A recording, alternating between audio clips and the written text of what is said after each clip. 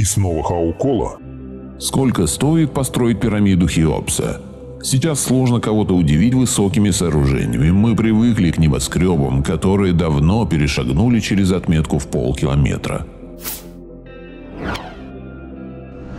Примерно до 1300 года пирамида Хеопса с нынешней высотой 138 метров считалась самой высокой постройкой на протяжении 3000 лет. Но стоит учитывать и тот факт, что она была сооружена в 2600 году до нашей эры без доступа к современным технологиям. Это так думают. Пирамида Хеопса или Великая пирамида Гиза является и крупнейшим египетским памятником и единственным чудом света, которое сохранилось до наших дней. Ее проектом занимался племянник фараона, архитектор Хемиун. Пирамида возведена на естественном известняковом холме и представляет собой одноярусную конструкцию, состоящую из гранитных и известняковых блоков. Некоторые характеристики. Изначальная высота 146,6 метров, нынешняя 137 метров. Угол наклона 51 градус. Площадь основания 53 тысячи квадратных метров. Объем 2,5 миллионов метров кубических. Количество слоев блоков нынешнее 203. Вес самого тяжелого гранитного блока 35 тонн. Средняя масса известнякового блока 2,5 тонны. Главные объекты внутри Великой пирамиды Гиза – 3 усыпальницы. Одна могла быть ловушкой, вторая – камера царицы, третья – фараона.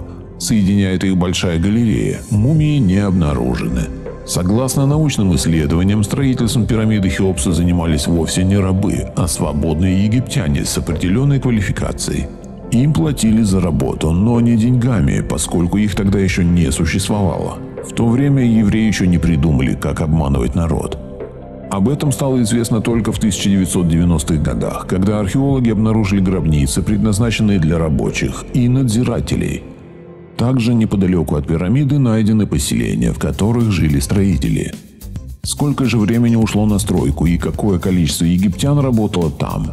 Согласно данным Захи Хаваса, бывшего генерального секретаря Верховного Совета древности Египта, в строительстве принимало участие около 10 тысяч человек.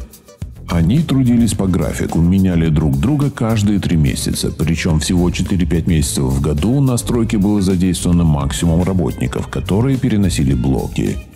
Египтолог Марк Линер утверждает, что в проекте участвовал не менее 20 тысяч человек. В любом случае это не 100 тысяч, о которых писал в своих книгах Геродот. Насчет продолжительности стройки точного мнения тоже нет. Известно, что она длилась в течение всего срока правления Хеопса – от 20 до 27 лет по разным данным. Эксперимент показал, что за 27 лет работы необходимое количество известняка в каменоломнях могла добыть команда из 1000 человек без использования современных инструментов. Доказано, что работники питались лучшей едой, большим количеством мяса, овощей, хлеба и других продуктов. Согласно подсчетам археозоолога Рейдинга, одного лишь мяса требовалось около 1800 кг ежедневно. Немалую часть расходов составляли материалы и их транспортировка. Пирамида построена преимущественно из местного известняка, месторождение которого находится рядом с ней.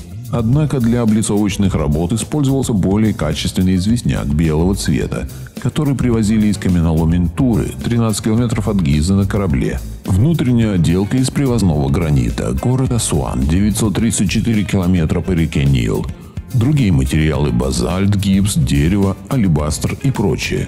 Сложно подсчитать стоимость возведения пирамиды в то время, ведь деньгами не пользовались. Рабочим платили едой. Многими материалами фараон владел, а все остальное добывалось бартерным способом. Но если вообразить стройку такой конструкции в Египте современного уровня развития, то получаются примерно такие данные. Известняковые блоки – 2,5 миллиона кубических метров, 500 миллионов долларов. Гранитная отделка – 8 тысяч тонн, 1,4 миллиона долларов. Общие расходы на стройматериалы – не более 1 миллиарда долларов. Сравнивая проект с возведением плотины Гувера США, который имеет похожий объем 3,3 миллиона кубических метров, архитектор Жан-Пьер Урден сообщил, что за 5 лет около 1500-2000 человек могли бы соорудить аналог пирамиды Хеопса. Стоимость конструкции при этом составила бы 5 миллиардов долларов. Чтобы сократить расходы и сроки, можно использовать бетон вместо известняка и гранита. Автор статьи Вадим Хромов. Ссылка на статью в описании. Благодарю за просмотр. Если понравилось, ставь лайк и не забудь включить колокольчик.